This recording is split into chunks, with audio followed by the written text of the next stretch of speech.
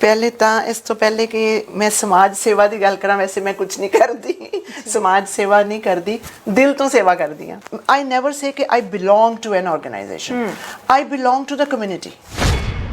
उमें तो प्रोफैशनली कहोगे तो मैं आजकल लाइसेंस्ड इमीग्रेशन एडवाइजर हाँ, बट वो एक रोटी कमान का निक्का जिहा जरिया है ना, that is not my passion in their, my passion is community.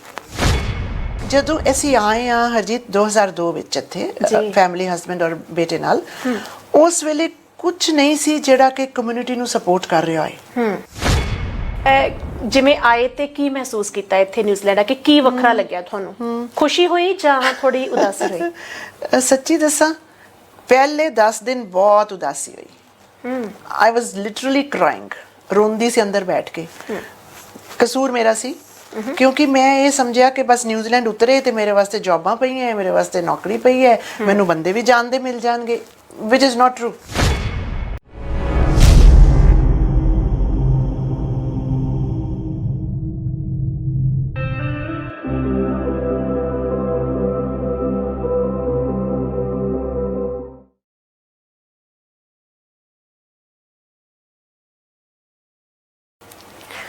सो क्यों मंदा आखिए जित जम्मे राजान।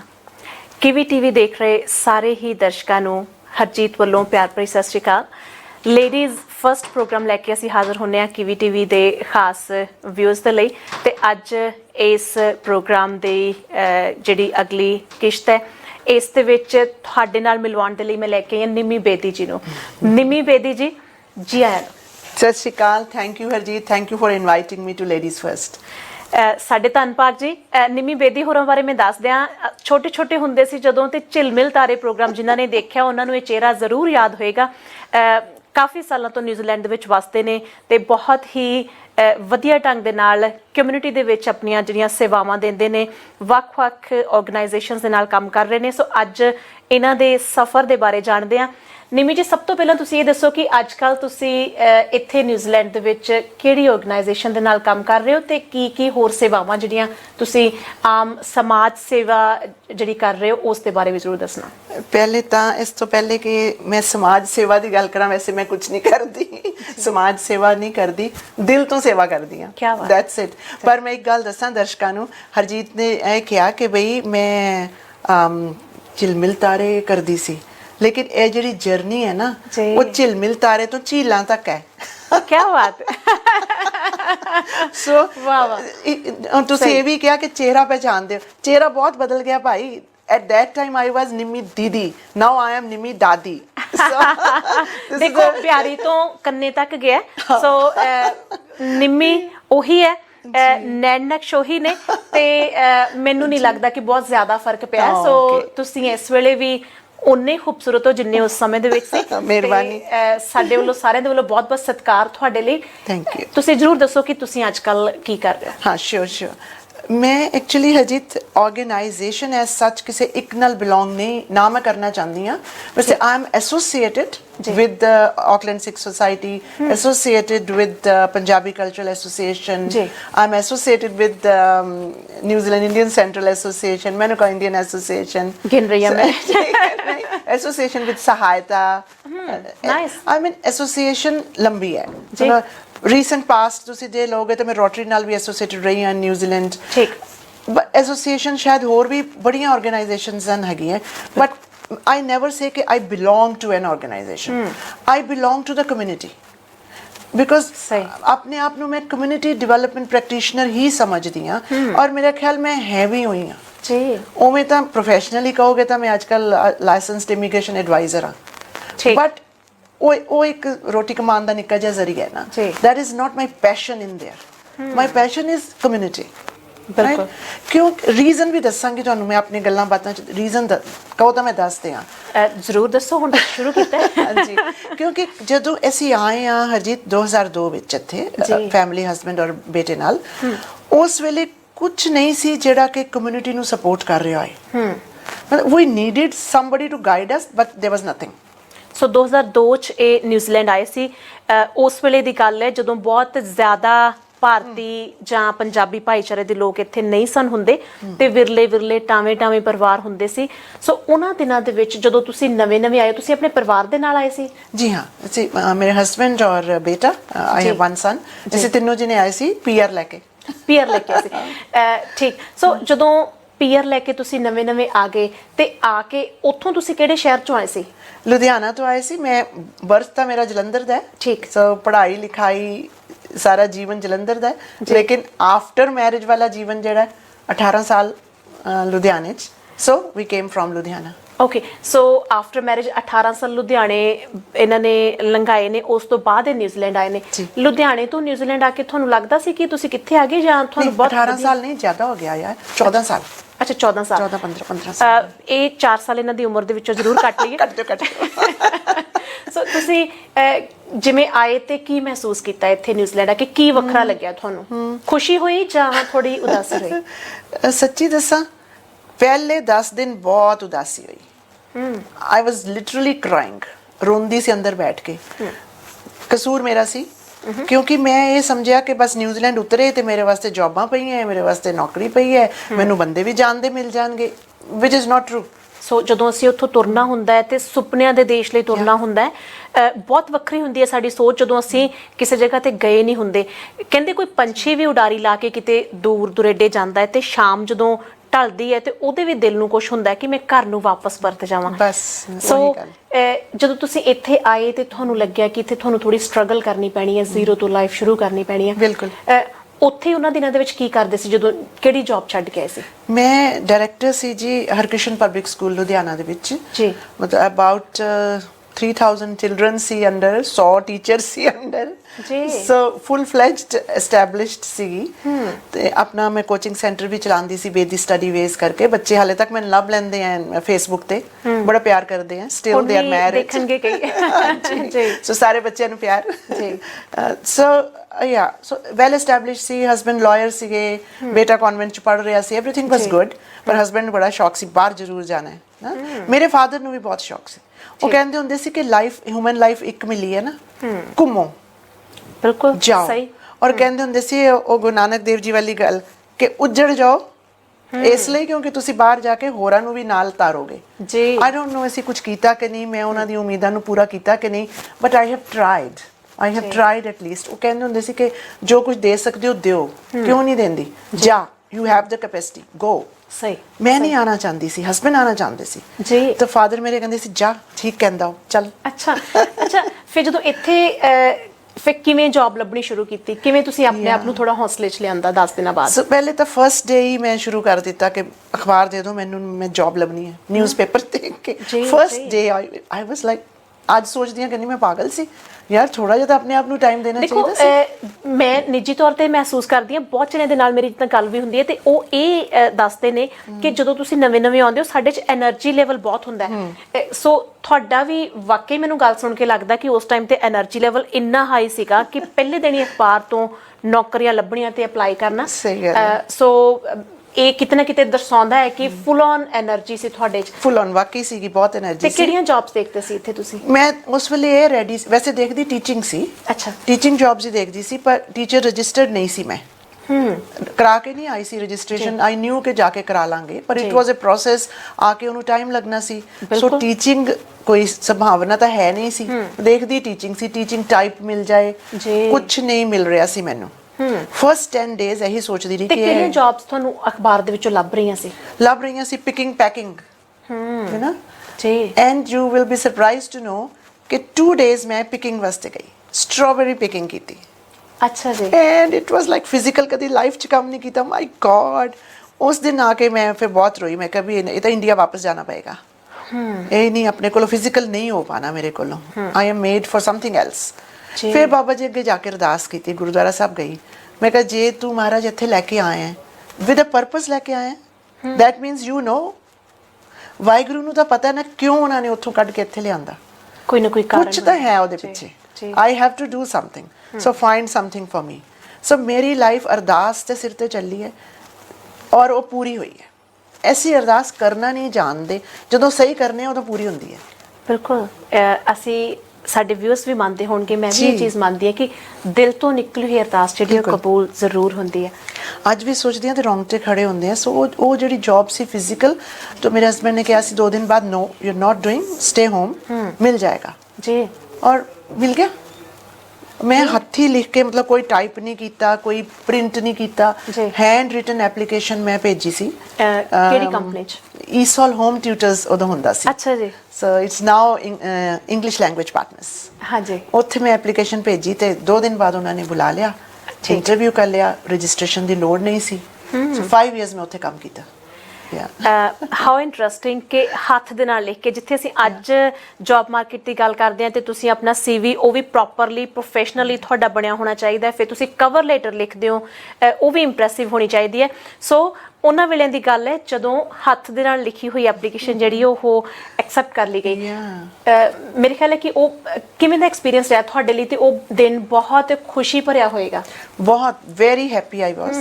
और मेरा बेटा और मेरे हस्बैंड बहुत हैप्पी सी अच्छा। कि at least mamma is going in the right path. जी जी। हस्बैंड हैड सम डिफिकल्टी, मेरे नालों थोड़ी देर बाद उन्होंने मिली, पर उन्होंने भी एजुकेशन टाइप लाइन मिल गई सी। ठीक। बहुत वधिया प्रोग्राम हुंदा सी जी, कीवी ओरा करके एक प्रोग्राम सी, माइग्रेंट्स बड़िया ने कीता भी होएगा, तुहानू याद आ गया होएगा, कीवी ओरा प्रोग्राम सी। ਉਹਦੇ ਵਿੱਚ ਬਹੁਤ ਅੱਛਾ ਲਿਟਰੇਚਰ ਦਿੰਦੇ ਸੀ, to know about New Zealand society, about New Zealand work culture, school curriculum, all. ਇਹ ਟੀਵੀ ਤੇ ਹੁੰਦਾ ਸੀ ਪ੍ਰੋਗਰਾਮ ਜਾਂ ਕੋਈ ਵੈਸੇ?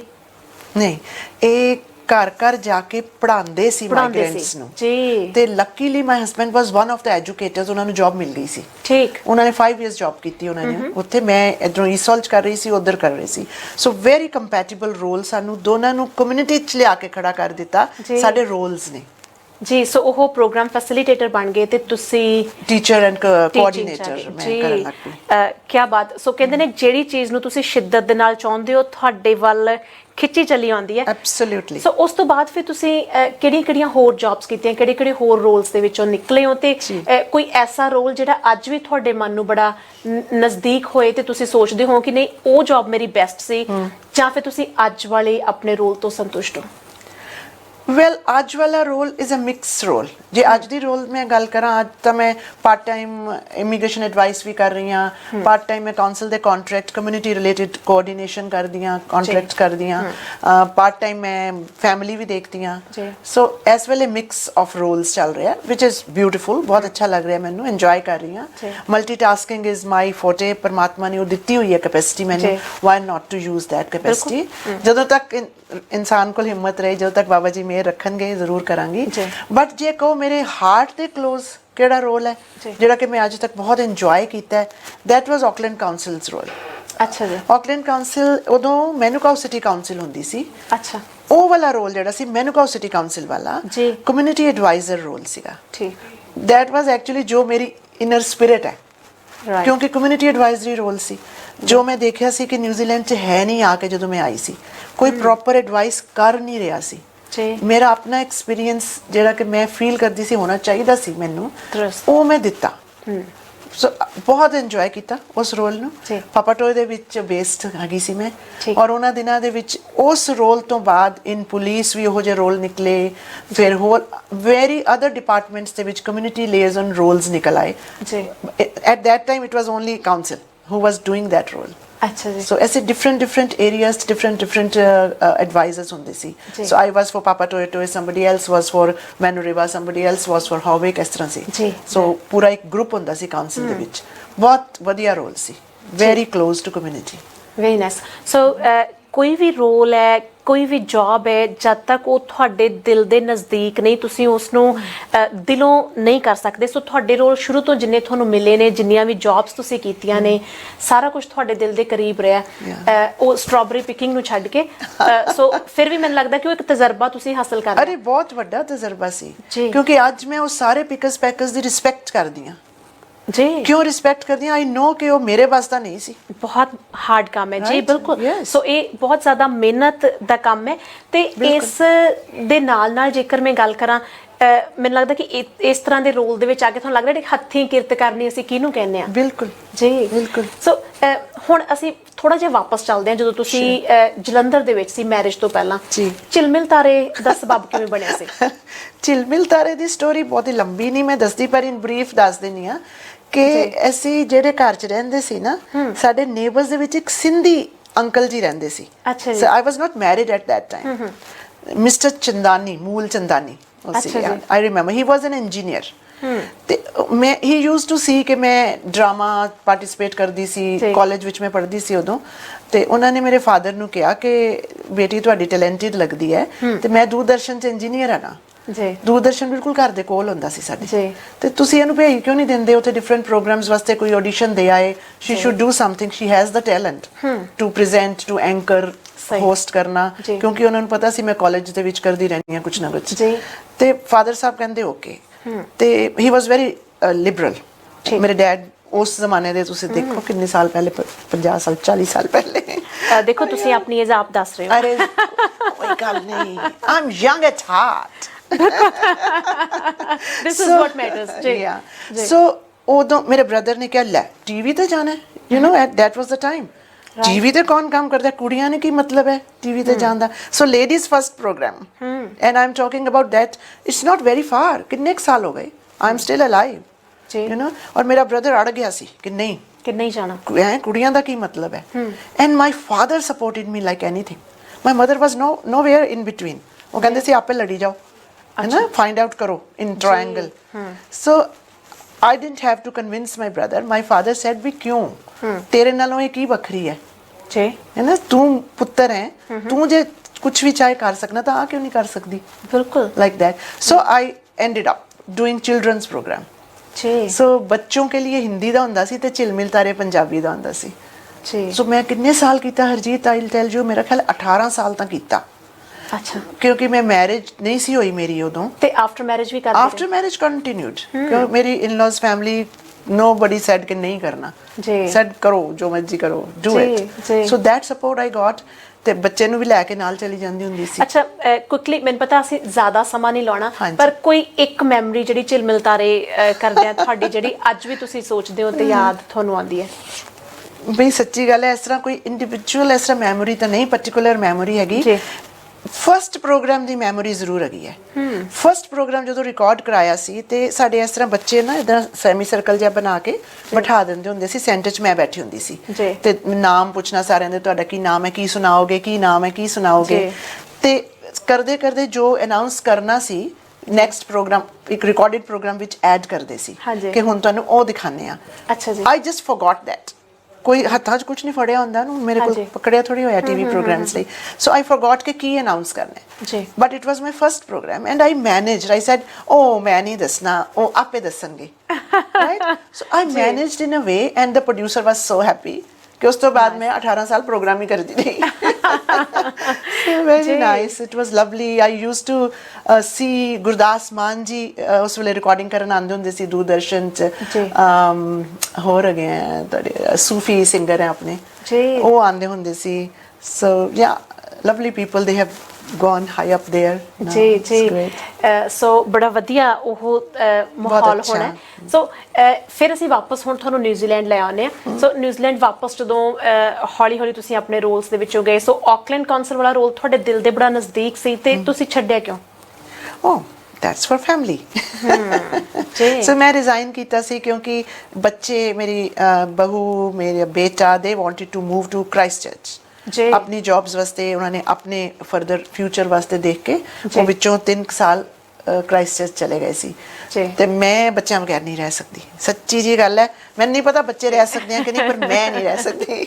ਬਿਲਕੁਲ, ਮੇਰੇ ਖਿਆਲ ਹੈ ਕਿ ਮਾਵਾਂ ਦਾ ਬੱਚਿਆਂ ਬਿਨਾਂ ਤੇ ਬੱਚਿਆਂ ਦਾ ਮਾਵਾਂ ਬਿਨਾਂ ਗੁਜ਼ਾਰਾ ਨਹੀਂ। ਤੇ ਇੰਸ਼ਾਅੱਲਾ ਸਭ ਦੀਆਂ ਮਾਵਾਂ ਸਲਾਮਤ ਰਹਿਣ, ਬੱਚੇ ਵੀ ਸਾਰਿਆਂ ਦੇ ਸਲਾਮਤ ਰਹਿਣ। ਸੋ ਕ੍ਰਾਈਸਟਚਰਚ ਦਾ ਸਫ਼ਰ ਕਿਵੇਂ ਦਾ ਰਿਹਾ? ਆਕਲੈਂਡ ਤੇ ਕ੍ਰਾਈਸਟਚਰਚ ਨੂੰ ਹੁਣ ਅਸੀਂ ਕੰਪੈਰੀਜ਼ਨ ਕਰੀਏ, life style, speed of life ਕਿੱਦਾਂ ਤੁਹਾਨੂੰ ਲੱਗੀ? ਵੈਲ, ਜੇ ਮੈਂ ਕਹਾਂ ਕਿ ਪਰਮਾਤਮਾ ਨੇ ਸਾਥ ਨਹੀਂ ਦਿੱਤਾ, ਬਹੁਤ ਦਿੱਤਾ ਉੱਥੇ ਵੀ। ਕਿਉਂਕਿ ਮੈਂ ਇਮੀਗ੍ਰੇਸ਼ਨ ਐਡਵਾਈਜ਼ਰੀ ਆਫਿਸ ਖੋਲ ਲਿਆ ਸੀ ਉੱਥੇ, ਆਪਣਾ ਬਿਜ਼ਨਸ ਐਸਟੈਬਲਿਸ਼ ਕਰ ਲਿਆ। It worked very well.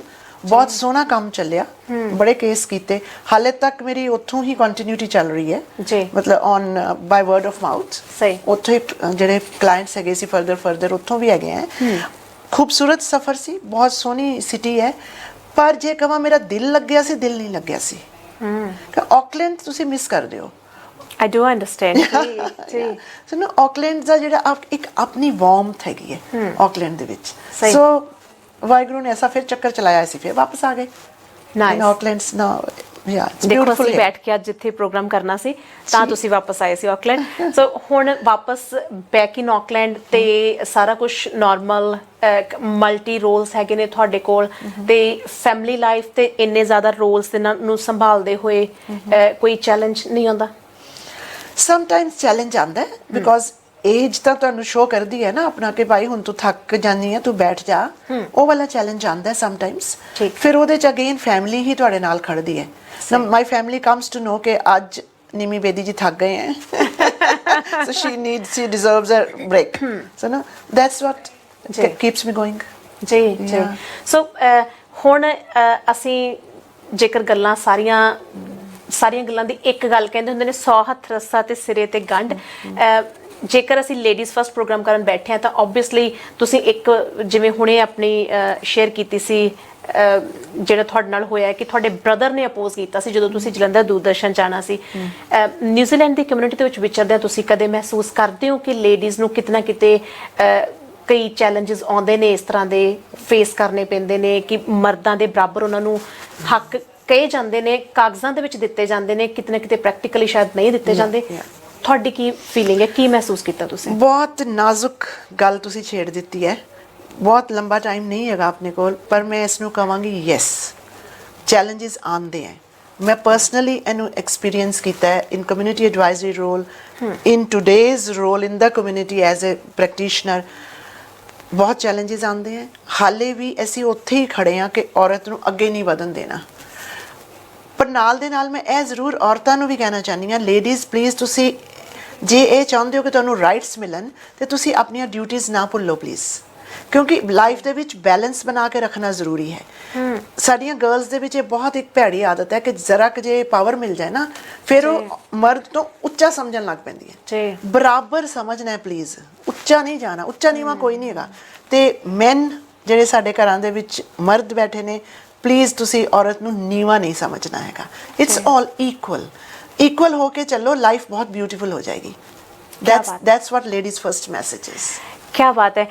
ਸੋ ਕੋਈ ਵੀ ਗੱਡੀ ਹੈ, ਜੇਕਰ ਤੁਸੀਂ ਹਵਾ ਦੇਖਦੇ ਹੋ ਟਾਇਰਾਂ ਦੀ ਦੋਨੋਂ ਪਾਸੇ ਬਰਾਬਰ ਹੋਣੀ ਚਾਹੀਦੀ ਹੈ। ਜੇਕਰ ਵੱਧ ਘੱਟ ਹੋਏਗੀ ਤੇ ਜਿਹੜੀ ਗੱਡੀ ਡੋਲਦੀ ਜ਼ਰੂਰ ਹੈ। ਸੋ ਲੇਡੀਜ਼ ਫਸਟ ਦੇ ਵਿੱਚ ਅਸੀਂ ਸੰਦੇਸ਼ ਜਿੱਥੇ ਇਹ ਦਿੰਦੇ ਹਾਂ ਕਿ ਔਰਤਾਂ ਨੂੰ ਮਰਦਾਂ ਦੇ ਬਰਾਬਰ ਸਮਝਣਾ ਚਾਹੀਦਾ ਹੈ, ਉੱਥੇ ਹੀ ਬੜਾ ਖੂਬਸੂਰਤ ਸੰਦੇਸ਼ ਨਿਮੀ ਜੀ ਨੇ ਦਿੱਤਾ ਹੈ ਕਿ ਔਰਤਾਂ ਨੂੰ ਵੀ ਮਰਦਾਂ ਦੇ ਬਰਾਬਰ ਆਉਣਾ ਹੈ, ਉਹਨਾਂ ਤੋਂ ਉੱਪਰ ਜਾਣ ਦੀ ਕੋਸ਼ਿਸ਼ ਨਹੀਂ ਕਰਨੀ। ਕਿਉਂਕਿ ਜੇਕਰ ਅਸੀਂ ਇੱਕ ਪਾਸਾ ਉੱਪਰ ਕਰ ਲਿਆ, ਇੱਕ ਨੀਚੇ ਰਹਿ ਗਿਆ, ਤੇ ਜਿਹੜਾ ਬੈਲੈਂਸ ਸਾਡਾ ਫਿਰ ਖਰਾਬ ਹੋ ਜਾਣਾ। ਸੋ ਜਿੰਨੀ ਮਹਾਨਤਾ ਔਰਤਾਂ ਦੀ ਹੈ, ਉਨੀ ਮਹਾਨਤਾ ਮਰਦਾਂ ਦੀ ਵੀ ਹੈ। ਸੋ ਔਰਤਾਂ ਤੇ ਮਰਦ ਬਰਾਬਰ ਨੇ, ਤੇ ਇਨਸ਼ਾਅੱਲਾ ਆਉਣ ਵਾਲੇ ਸਮੇਂ ਦੇ ਵਿੱਚ ਇਹ ਜਿਹੜੇ ਹੱਕ ਨੇ ਇਸੇ ਤਰ੍ਹਾਂ ਸਾਰਿਆਂ ਦੇ ਬਰਾਬਰ ਰਹਿਣ, ਤੇ ਸਾਡੀਆਂ ਜਿਹੜੀਆਂ ਅਗਲੀਆਂ ਜਨਰੇਸ਼ਨਸ ਨੇ ਬਹੁਤ ਅੱਗੇ ਜਾਣਗੀਆਂ, ਗਰੋਥ ਹੋਏਗੀ ਉਹਨਾਂ ਦੀ, ਤੇ ਸੋਹਣੇ ਸੋਹਣੇ ਰੋਲਸ ਦੇ ਵਿੱਚ ਅੱਗੇ ਜਾਣ। ਬਹੁਤ ਜ਼ਿਆਦਾ ਟੈਲੈਂਟ ਸਾਡੀ ਅਗਲੀ ਜਨਰੇਸ਼ਨ ਦੇ ਵਿੱਚ ਹੈ, ਕਿਉਂਕਿ ਇੱਕ ਤਾਂ ਦੇਖੋ ਟੈਕਨੀਕਲੀ ਬਹੁਤ ਅਸੀਂ ਤਰੱਕੀ ਕਰ ਲਈ ਹੈ ਪੂਰੇ ਵਿਸ਼ਵ ਦੇ ਵਿੱਚ, ਤੇ ਦੂਸਰੀ ਜਿਹੜੀ ਗੱਲ ਹੈ ਕਿ ਸਾਡੇ ਜਿਹੜੇ ਯੰਗਸਟਰਸ ਨੇ ਉਹਨਾਂ ਦੇ ਵਿੱਚ ਹੁਣ ਕਿਉਂਕਿ ਨਵੇਂ ਤਰੀਕੇ ਦੇ ਨਾਲ ਉਹ ਚੀਜ਼ਾਂ ਸਿੱਖਦੇ ਨੇ, ਤੇ ਇਹਨਾਂ ਮੁਲਕਾਂ ਦੇ ਵਿੱਚ ਕਿਉਂਕਿ ਪ੍ਰੈਕਟੀਕਲੀ ਉਹ ਚੀਜ਼ਾਂ ਨੂੰ ਲਰਨ ਕਰਦੇ ਨੇ। ਨਿਮੀ ਜੀ, ਤੁਹਾਡਾ ਸੰਦੇਸ਼ ਸਾਡੇ ਵਿਊਅਰਸ ਦੇ ਲਈ ਕੀ ਰਹੇਗਾ? ਸੰਦੇਸ਼ ਇਹੀ ਹੈ ਕਿ ਪਿਆਰ ਨਾਲ ਜੀਵਨ ਬਿਤਾਓ। lots of aroha, lots of love makes life beautiful। ਤੇ ਕੀਵੀ ਟੀਵੀ ਨੂੰ ਸਪੋਰਟ ਕਰਦੇ ਰਹੋ ਤੇ ਹਰਜੀਤ ਜੀ ਨੂੰ ਸਪੋਰਟ ਕਰਦੇ ਰਹੋ। ਥੈਂਕ ਯੂ ਸੋ ਮਚ, ਬਹੁਤ ਬਹੁਤ ਸ਼ੁਕਰੀਆ ਸਾਡਾ ਸਾਥ ਦੇਣ ਦੇ ਲਈ। Thank you.